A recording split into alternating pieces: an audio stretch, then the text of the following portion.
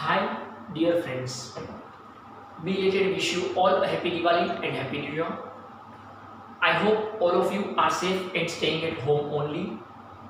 I, Prashant Lakhani, welcomes you once again in the world of SYSC Economics, Chapter 3B, that is Elasticity of Demand. Dear friends, before some of the sessions, we have already started with our Chapter 3B, and that is Elasticity.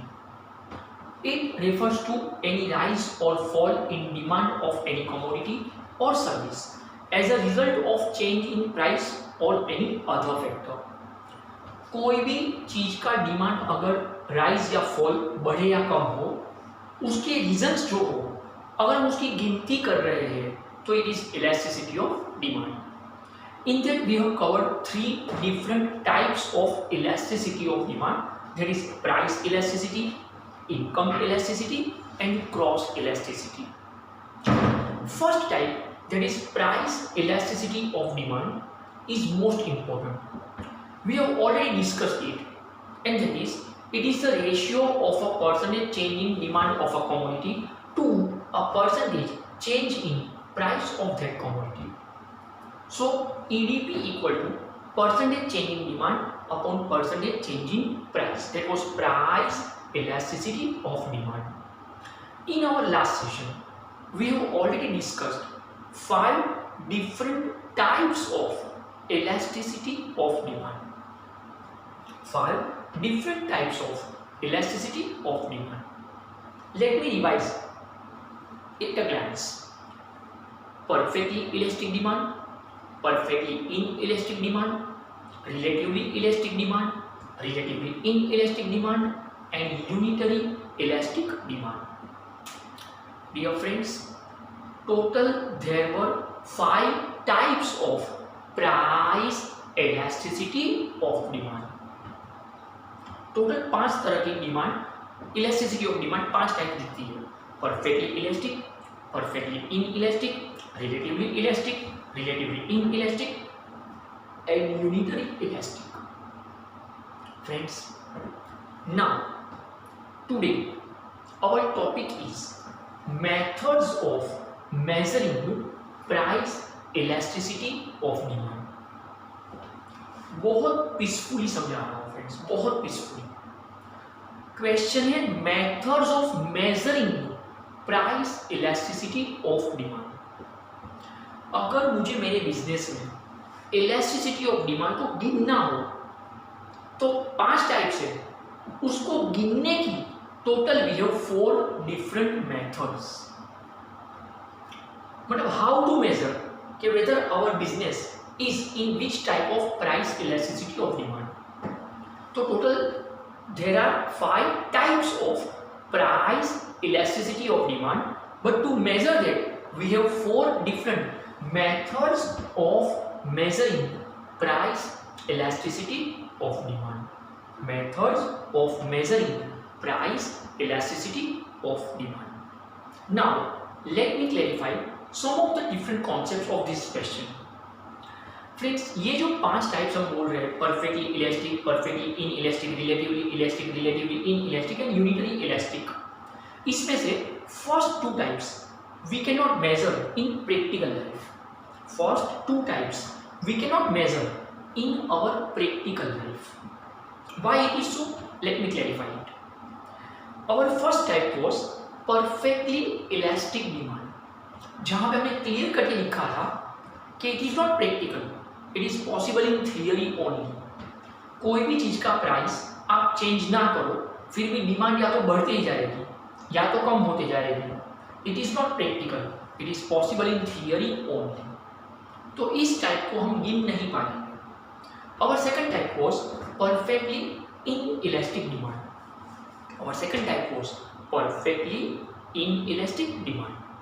Friends, जहाँ पे हमने ये कहा था कि changing price brings about no change in demand. Changing price brings about no change in demand. बहुत peacefully हम सोचे, जब डिमांड चेंज हो ही नहीं रहा है तो हम गिने क्या. परफेक्टली इलास्टिक डिमांड में प्रैक्टिकल नहीं है, इसलिए हम गिन नहीं सकते. परफेक्टली इन इलास्टिक डिमांड में डिमांड चेंज हो ही नहीं रहा है तो हम गिने क्या? And that is why in practical life, in our routine business life, we can measure only 3 types of price elasticity of demand.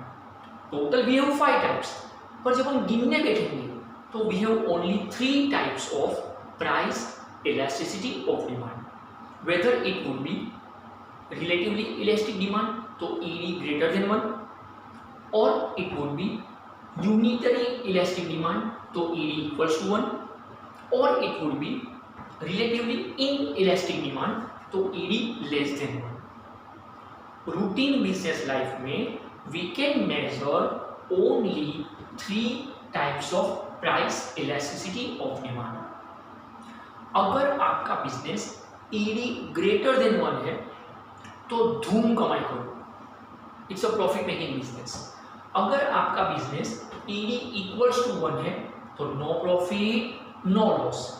Continue करके देखो, आज नहीं तो कल, नहीं तो परसों, कब भी तो प्रॉफिट में कन्वर्ट होगा. पर अगर आपका बिजनेस काफी लंबे टाइम से ED लेस देन 1 दिखा रहा है, लंबे टाइम से ED लेस देन 1 दिखा रहा है, तो it's a loss making business. ताला मार के निकल लो वरना कर्ज में डूब जाओगे. ताला मार के निकल लो वरना कर्ज में डूब जाओगे.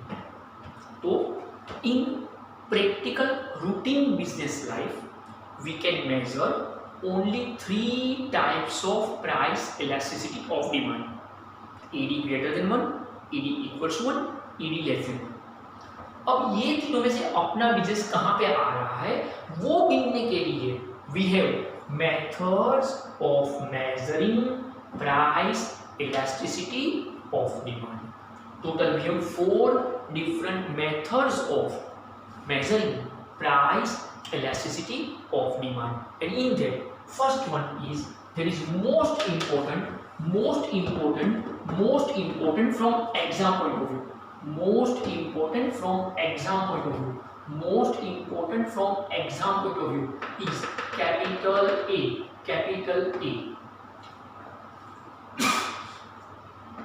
Sorry. And that is total outlay or expenditure method. Total outlay or expenditure method, that is most IMP. I am Prashant. IMP. Total outlay or expenditure method. Dear friends, total outlay का मतलब ही होता है खर्चा. आप बोलेंगे sir किसी भी business में खर्चा गिनने से पता चलता है कि बिजनेस प्रॉफिट मेकिंग है कि नहीं है. हाँ फ्रेंड्स, किसी भी बिजनेस में खर्चा गिनने से पता चलता है, पर खर्चा किसका? बिजनेसमैन का नहीं, कंज्यूमर का. Still we are studying about consumer behaviour.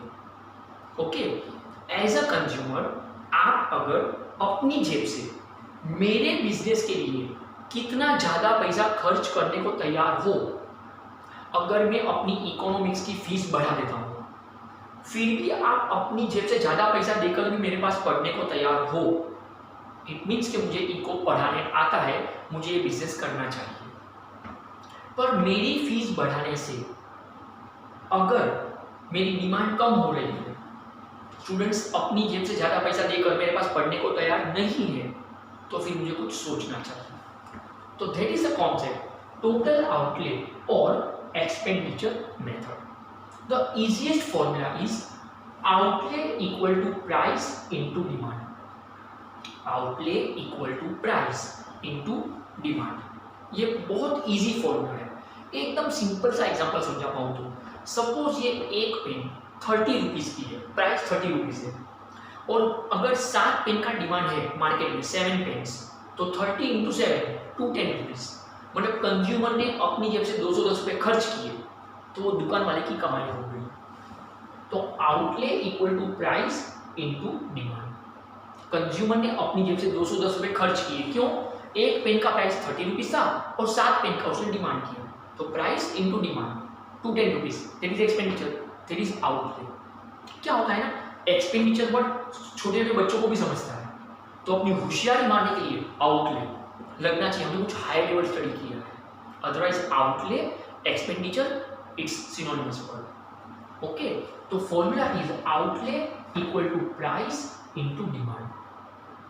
Friends, अब इस पूरे कॉन्सेप्ट को समझने के लिए we have one schedule and one diagram, one schedule and one diagram इस पूरे कॉन्सेप्ट को समझने के लिए। Okay friends, just observe the schedule, just observe the schedule.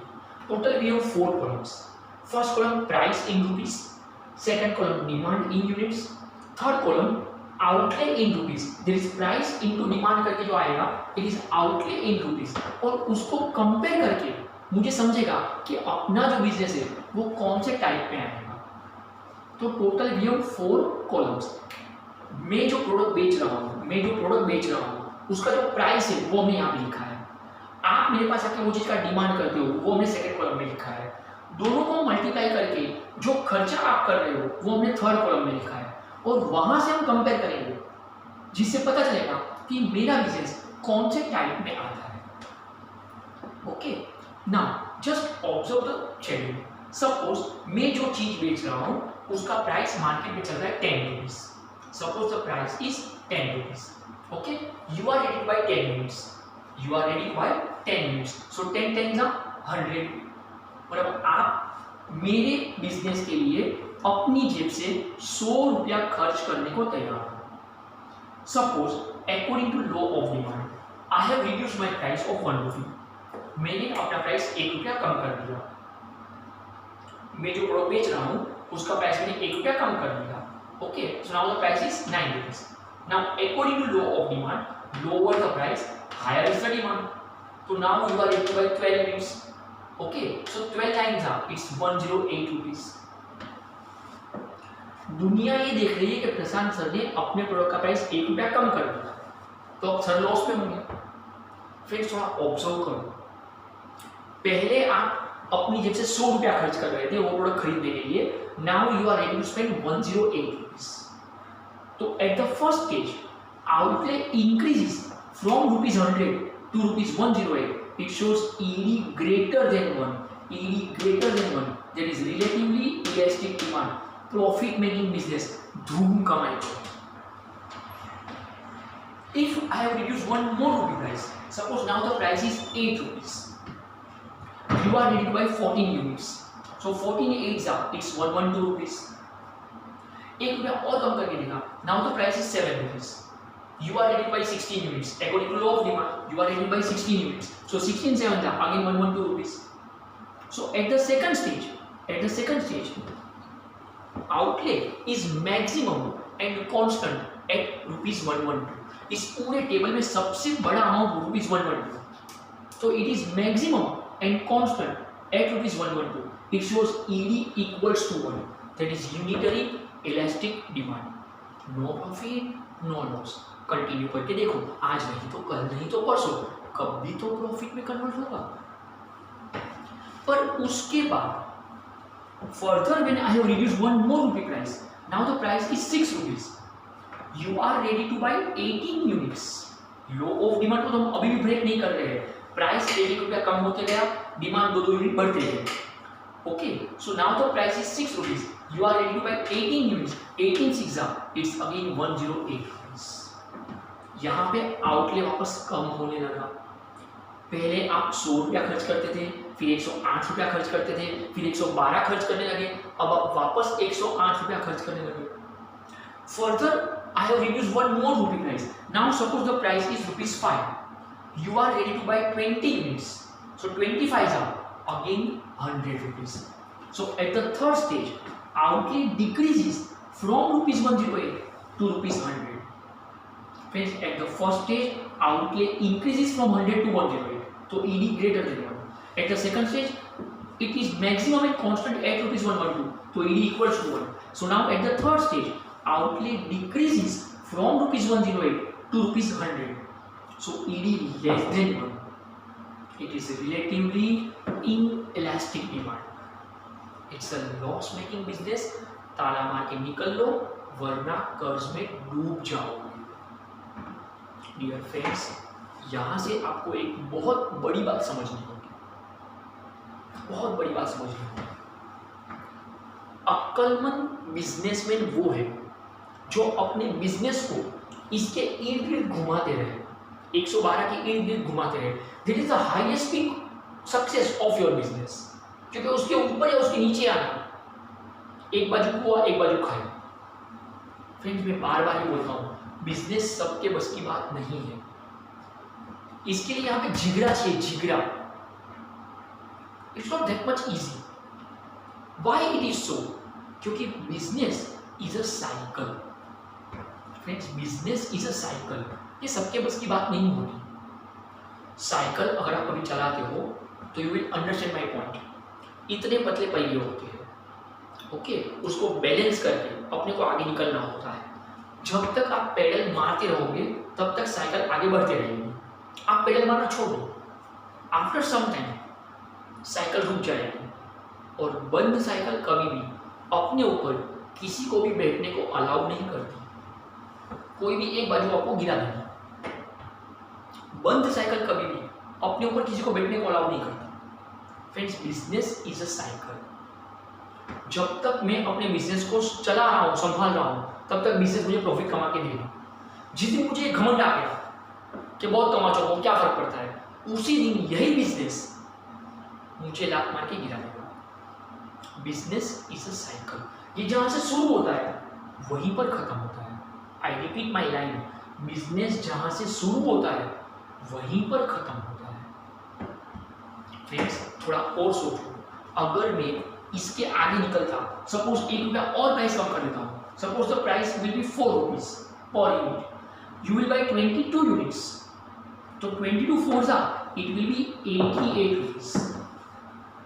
मतलब जहां से मैंने बिजनेस शुरू किया था उससे भी नीचे चले गए। जो कैपिटल हमने रोका था, बात तो उससे भी नीचे चली गई, तो फिर ये बिजनेस खतरा हो गया। फ्रेंड्स, तो it's not your business now.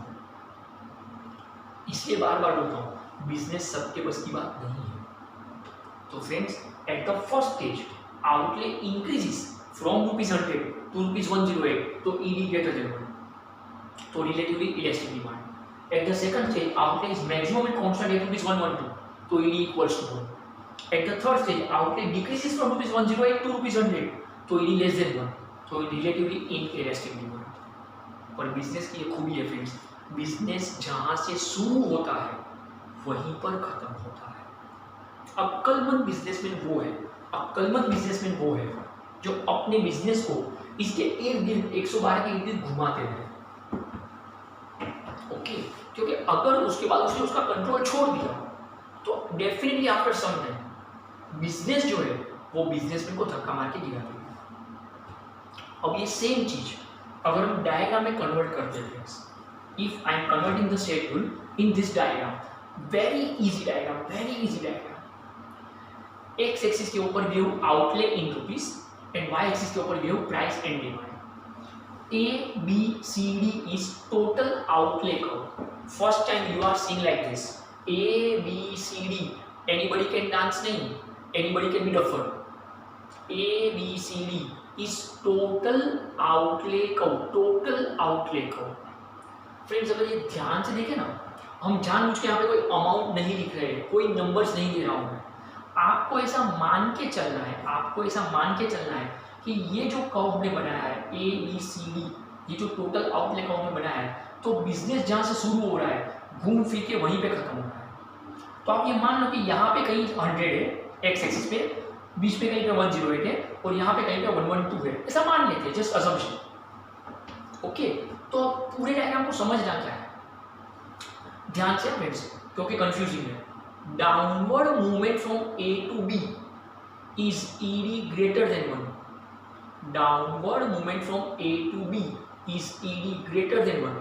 That is relatively elastic demand. Profit making business धूम कमाई करो।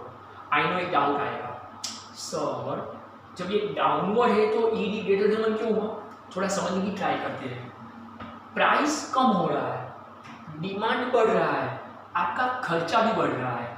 पहले आप मेरे बिजनेस के लिए 100 रुपया खर्च करने को तैयार थे, अब आप 108 खर्चने को तैयार हो, और फिर बाद में 112 खर्च करने को तैयार हो, तो ED ग्रेटर देन 1। तो downward movement from A to B is ED greater than 1, relatively elastic demand. It's a profit making business, धूम कमाई करो। उसके बाद vertical movement from B to C, फिर it's a vertical straight line, vertical straight line, तो vertical movement from B to C it's ED equals to 1, ED equals to 1, unitary elastic demand, no profit no loss. क्यों? 112 पे stick हो गया, maximum and constant 112, तो ना बढ़ा ना कम हुआ, तो it is maximum and constant 112 पे स्टिक हो चुका है, तो ED equals to 1।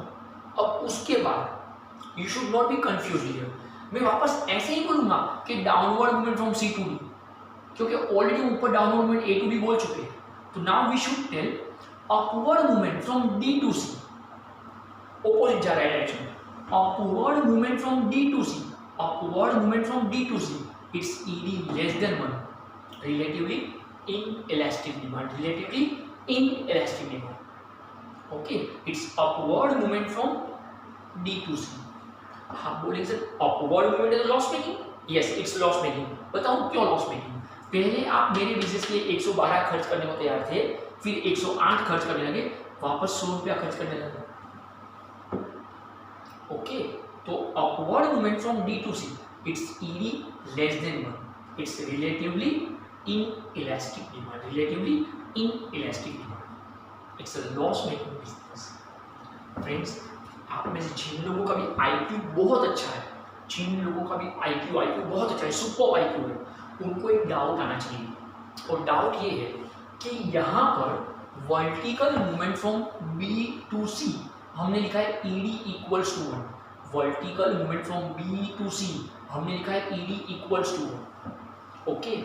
Friends, in our last session जब हमने types of price elasticity of demand पढ़ा था, उसमें जो सेकंड टाइप था परफेक्टली इनइलास्टिक डिमांड, अगर आपको डायग्राम कंपेयर करोगे प्रीवियस आंसर का, second diagram perfectly inelastic demand, perfectly inelastic demand, तो वहां पे हमने लिखा था कि demand curve is vertical and parallel to Y axis, तो वहां पे फॉर्मूला था ED equal to 0, demand curve is vertical and parallel to Y axis, ED equal to 0। यहाँ पे हम बोल रहे हैं vertical movement from B to C, vertical movement from B to C it is also parallel to Y axis, वो भी y को parallel था, ये भी y को पैरेलल है, तो BC vertical movement parallel to Y axis, पर यहाँ पे हम बोल रहे हैं ED इक्वल टू 1, वहां पे हमने बोला था ED इक्वल टू 0, तो या तो वो डायग्राम गलत है या तो ये डायग्राम गलत है। फ्रेंड्स, दोनों डायग्राम सही है, वो जो था इट वाज डिमांड कर्व, वहां पे क्लियर कट एक लाइन लिखा है मैंने, demand curve is vertical and parallel to Y axis, here I am using the word outlay curve, ABCD is outlay curve. Friends, थोड़ा अगर आपका ऑब्जर्वेशन अच्छा हो तो जब आप डिमांड कर्व बोलते हो तो you have to observe second column, अरे सेकंड कॉलम, लेकिन जब मैं आउटले कर्व बोल रहा हूं तो I have to observe third column. जब आप आउटले वर्ड यूज कर रहे हो तो it's a third column and that is outlay curve, तो it's not demand curve, it's outlay curve.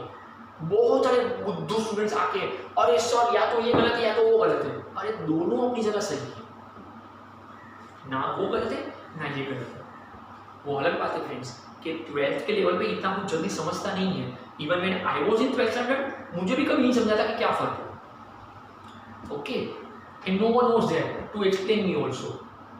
तो मैं ये क्लियर करूं, वो डिमांड कर्व था vertical and parallel to Y axis, okay, तो we have to observe second column. At present in this diagram it is outlay curve, vertical movement from B to C parallel to y axis ED equal to 1, so it's a third column, okay friends। now let's write down, ये हम लिख लेते हैं अभी, start मैं बोलते जाऊँ आप शुरू में लिखते जाएंगे। Start with give the heading methods of measuring price elasticity of demand, methods of measuring price elasticity of demand. First method, most IMP, total outlay or expenditure method, total outlay or expenditure method, underline, write down the formula, outlay equal to price into demand,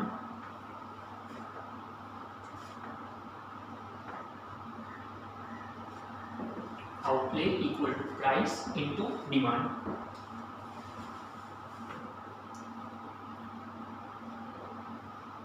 Now write down the schedule. First column, price in rupees. Second column, demand in units. Third column, outlay in rupees. Fourth column, types of price elasticity. Types of price elasticity.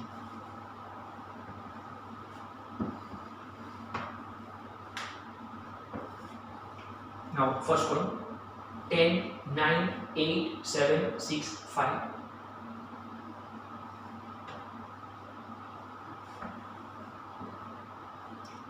Second column, 10, 12, 14, 16, 18, 20.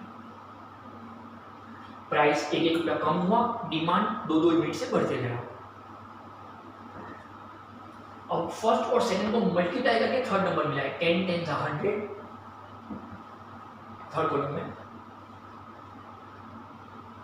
12 9 108,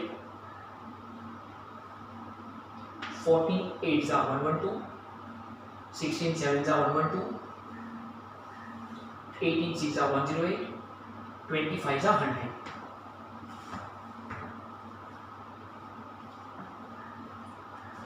पहले दो में ED greater than 1, बाद में ED equals to 1, बाद में ED less than 1। Now we have to write explanation of this schedule. Explanation of this schedule. Right now, from the table we get that. From the table we get that.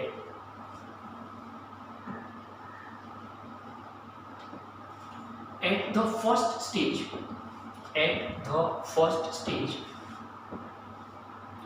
outlay increases from rupees 100 to rupees 108.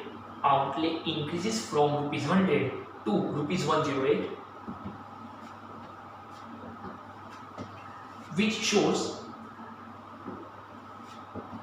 relatively elastic demand. Which shows relatively elastic demand, that is ED greater than 1. That is ED greater than 1. Next line, at the second stage, outlay is maximum and constant. Outlay is maximum and constant at rupees 112. Outlay is maximum and constant at rupees 112, which shows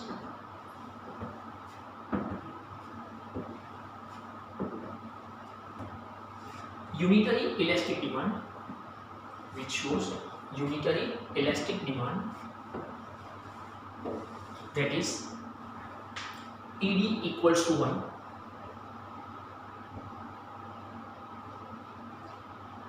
Next line, at the third stage, outlay decreases.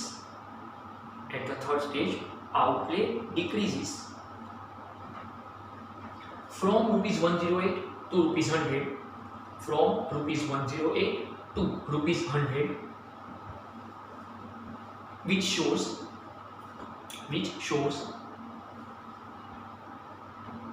relatively inelastic demand. Which shows relatively inelastic demand, that is ED less than 1. That is ED less than 1.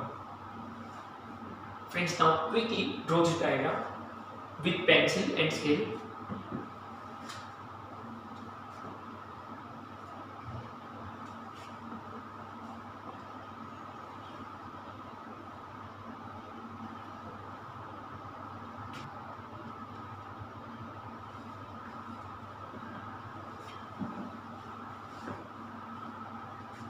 Now below the diagram item, from the diagram we get that, from the diagram we get that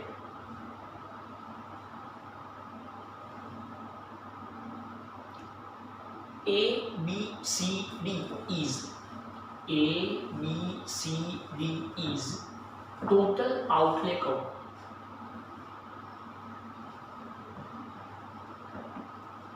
Next line, downward movement from A to B. Downward movement from A to B is ED greater than 1. Is ED greater than 1, that is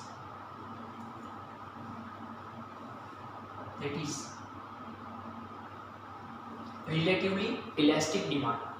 Relatively elastic demand.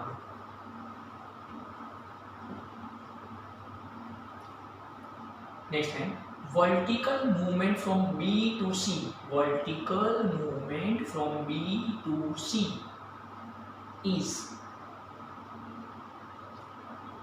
ED equals to 1. ED equals to 1.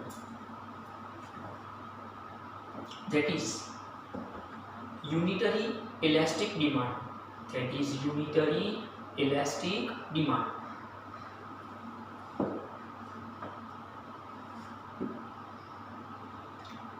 Last line, upward movement from D to C.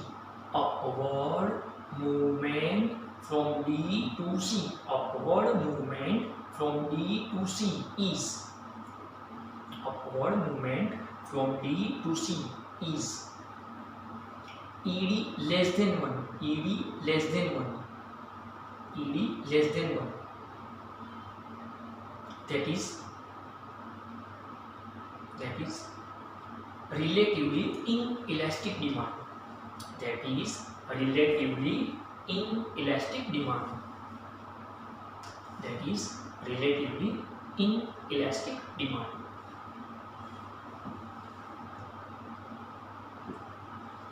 So friends, that was the first most important method, total outlay or expenditure method, जहाँ पे formula था outlay equal to price into demand to measure price elasticity of demand. तो types of price elasticity of demand 5 थे, जिसमें से 2 हम नहीं गिन पाएंगे, perfectly elastic, perfectly inelastic. बाकी के 3 हम गिन पाएंगे. वो गिनने के लिए today we have covered first method, there is total outlay or expenditure method, कि whether my business is ED greater than 1 or ED equals to 1 or ED less than 1. That's enough for this session. Please take care of yourself. Soon I'll approach you again. Thank you so much.